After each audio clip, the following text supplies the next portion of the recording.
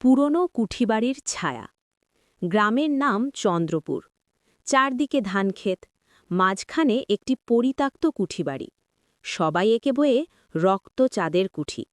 দিনের বেলা বাড়িটা সাধারণই মনে হয়, কিন্তু রাত নামলেই জানালার ভেতর আলো জ্বলে ওঠে, অথচ সেখানে কেউ থাকে না, এ কথা গ্রামবাসীর মুখে মুখে।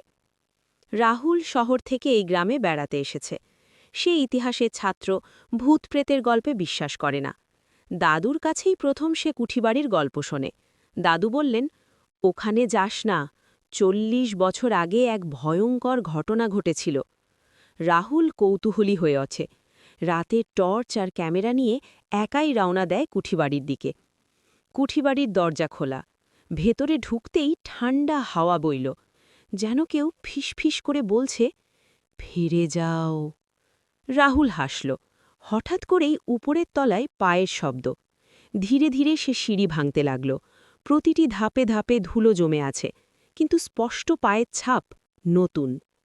উপরের ঘরে ঢুকতেই সে দেখল পুরনো একটি আয়না। আয়নায় নিজের প্রতিফলন দেখার বদলে সে দেখল একটি মেয়ের মুখ, সাদা শাড়ি, খোড়া চুল, চোখে গভীর দুঃখ। রাহুল ঘুরে তাকাল, কেউ নেই। হঠাৎ ঘরের দরজা সজোরে বন্ধ হয়ে গেল। বাতাস ভারী হয়ে উঠল। সেই মেয়েটির কণ্ঠ আবার শোনা গেল, আমাকে মুক্ত করো। ভয়ে রাহুলের হাত কাঁপছে, তবু সে জিজ্ঞেস করল, তুমি কে? মেয়েটি বলল, আমার নাম চাঁদনি, এই বাড়ির মালিকের মেয়ে। আমাকে অন্যায়ভাবে মেরে ফেলা হয়েছিল। আয়নার ভেতর দৃশ্য বদলাতে লাগল। রাহুল দেখল বছরের পর বছর আগের ঘটনা। চাঁদনি ভালোবাসত গ্রামের এক সাধারণ ছেলেকে, কিন্তু তার বাবা জোর করে বিয়ে দিতে চেয়েছিল ধনী জমিদারের সঙ্গে। চাঁদনি রাজি না হওয়ায় তাকে এই ঘরেই আটকে রাখা হয়।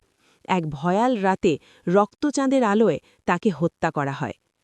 আমার আত্মা আটকে আছে, চাঁদনি কাঁদতে কাঁদতে বলল।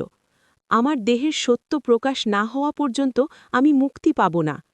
রাহুল সাহস করে বলল, আমি সাহায্য করব। ঠিক তখনই আয়নাটা ফেটে গেল। তীব্র আলোতে রাহুল অজ্ঞান হয়ে পড়ল। সকালে গ্রামের লোকজন তাকে কুঠিবাড়ির সামনে অচেতন অবস্থায় পায়। তার ক্যামেরায় অদ্ভুত কিছু ছবি ধরা পড়েছে, একটি গোপন কবরের। পুলিশ খনন করে সেখানে মানুষের হাড়গোড় পায়, সত্য প্রকাশ পায়। চাঁদনির হত্যাকারীরা বহু আগেই মারা গেছে, কিন্তু সত্য চাপা পড়েছিল। সেই রাতের পর থেকে কুঠিবাড়িতে আর কোনো আলো জ্বলে না। গ্রামের মানুষ বলে চাঁদনি অবশেষে মুক্তি পেয়েছে। কিন্তু রাহুল মাঝে মাঝে গভীর রাতে আয়নায় তাকালে এখনও দেখে একজোড়া শান্ত চোখ, কৃতজ্ঞ হাসি।